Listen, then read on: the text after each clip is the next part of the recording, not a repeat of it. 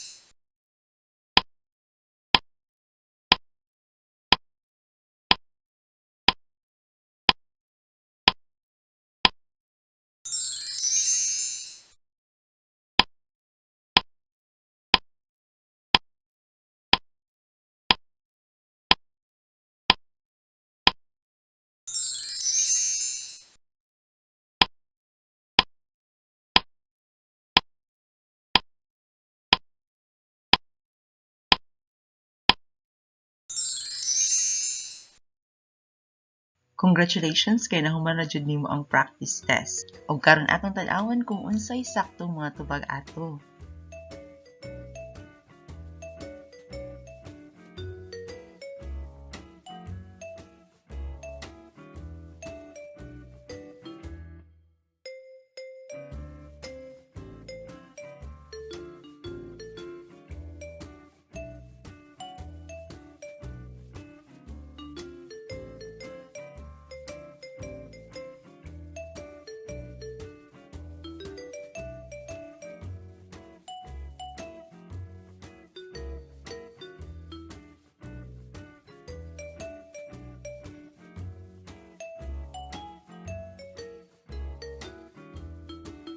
Nganong katuman ang mga answer?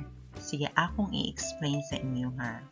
Kaning number 1, ang subject ani nga sentence, kaning few. Kaning among the members of the team, dugang rin nga information about sa subject, nga few. Now, although na ay kuyog ang few, dili pasabot nga singular ni siya.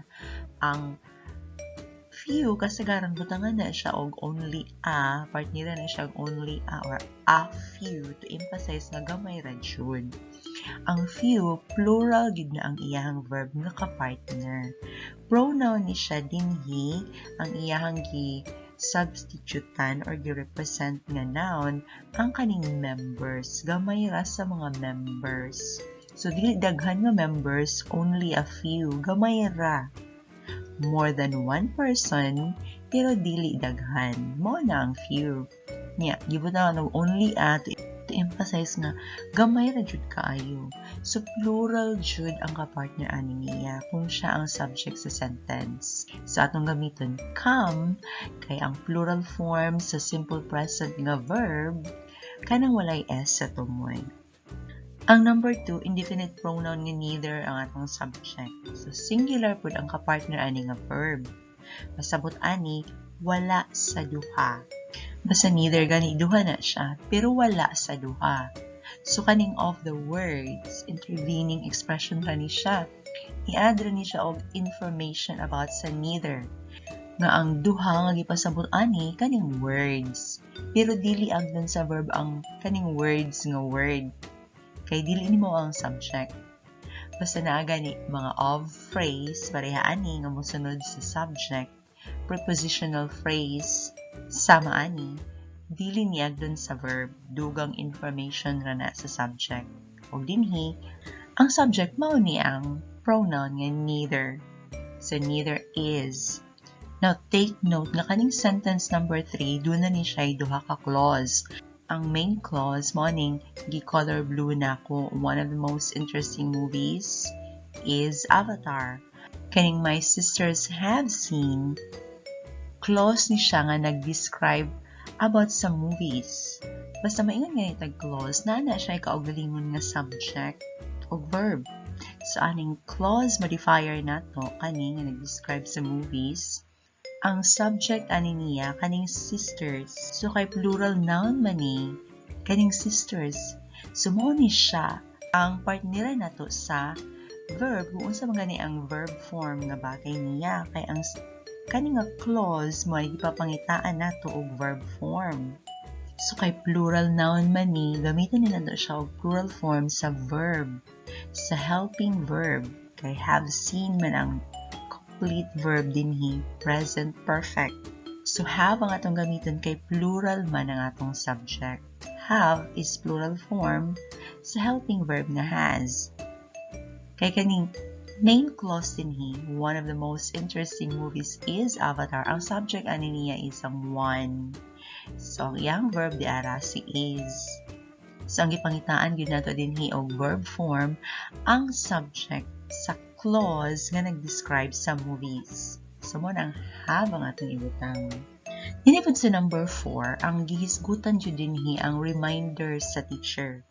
Dili ning project. So, intervening expression na ning on how to do the project. No, di add ra ning information about sa reminders. So, plural man ang reminders, plural form pod ang atong helping verb nga gamiton, kaning were. Niya kaning number 5 kay gi-introduce man ni sa there. Pasabot ani ang subject ani tua ining kahuman sa verb. Makita nato siya didto tunga-tunga after sa verb. So ang subject dinhi ang noun nga makita nato right after sa verb. So ang noun nga makita nato right after sa verb kay news man. So news ang atong subject. Now ang news plural na siya tan-awon, plural pud na siya sa Bisaya, mga balita, no? Ang mga balita, plural. Pero, sa English language, uncountable noun ni siya, or mass noun. Basta uncountable noun gani, wala na siya plural form. Ang iyahang verb nga kapartner, singular form rajud na siya. So, dinhi mo gamit ang helping verb na singular form, ang has been.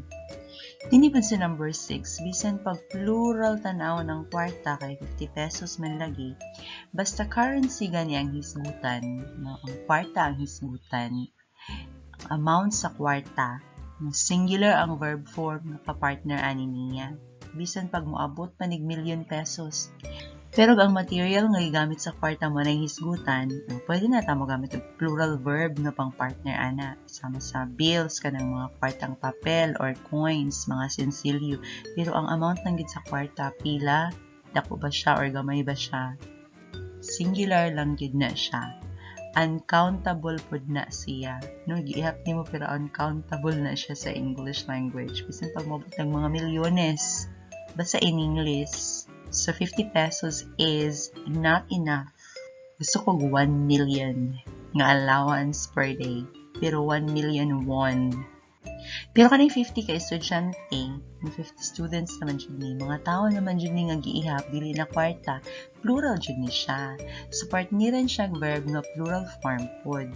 So, timan-i nga kung ang verb na sa simple present form, sa giingon ko na, parehaaning make or makes ang pilian, ang plural form ani niya kanang walay s sa tumoy, no? Ang singular form niya mao ni kaning naay s. So kay plural man ang atong subject, walay s sa tumoy ang atong gamiton nga verb. So ang plural nga verb walay s sa tumoy, ang plural nga subject kasagaran na ay s sa tumoy. Bali sila. Nya kaning sentence number 8, naapod ni duha ka clause, no? Nya kaning that clause nga that you will be away for 2 years, nag-describe ni siya sa thought. Nya naa ni siya kaugalingon pud niya nga subject o verb. Ang subject niya kay you, ang verb niya will be. So ang 2 years tiyani, dili ni siya mo ay mag-agdon sa verb kay part naman ni siya sa clause nga ni-describe sa thought. Ang thought gid ang topic ani nga sentence. The thought, the mere thought, makes me sad. Okay, singular man ang thought. Singular po ang atong gamiton nga form sa verb. Natungod kay simple present tense man atong gigamit din nga sentence na ay s sa tumoy ang verb nga kapartner niya. So, ang singular subject walay s sa tumoy, ang iyang verb na ay s sa tumoy. Basta simple present tense. Kaning number 9, doon na po ni duha ka clause. Ang main clause, Carlo is one of the students. Niya kaning who always play takyan during lunch break, no? Nag-add ra nig information about sa students. So, usa ko na si Carlos sa mga estudyante na sigduwag takyan inig lunch break. So, kaning relative pronoun nga who, ang antecedent ani niya or ang word nga iyahang gipasabot, kaning students. So, kay ang who, mo man ang subject sa clause nga who always play takyan during lunch break. Unya ang iyang gipasabot kay ang students man, dili man si Carlo. Ang students, ang pinakaduol nga noun na iyahang gi-substitutan, iyahang antecedent. Mo na gitawag og antecedent, no, ang gipasabot ani nga pronoun. Kanimang students, nya kay plural man ni ang students. So, plural form po ang atong gamiton nga verb para niya. Unya kay kaning verb kay simple present tense man. So, walay s sa tumoy ang atong gamiton kay plural form man niya. Na ay s sa tumoy ang atong subject, plural, walay s sa tumoy ang atong simple present tense na verb, plural form. Nasabtan ra? Kani po number 10, ang that clause ani niya kaning gi-underlinean mo ni atong pangitaan og sakto nga verb form. Tungod kay ang subject aning that clause gi-introduce man sa there, tuwa na pod ang subject sa tunga after na pod sa verb nga gipapilian. So ang noun nga makita nato after sa verb nga gipapilian kay errors man. Plural man ni siya. So, ang atong gamiton kay plural form sa verb, bisan pag naani ang no, dili man ni siya ang agdon sa verb. Kanimang noun, nga plural form man ni, so plural atong gamiton are. Kaya ang main clause ani nga sentence, kaning make sure, imperative man ni nagsugo, make sure, ang subject ani kay you, dili na makita sa sentence, kay masabtan na nga ang kaistorya ang subject.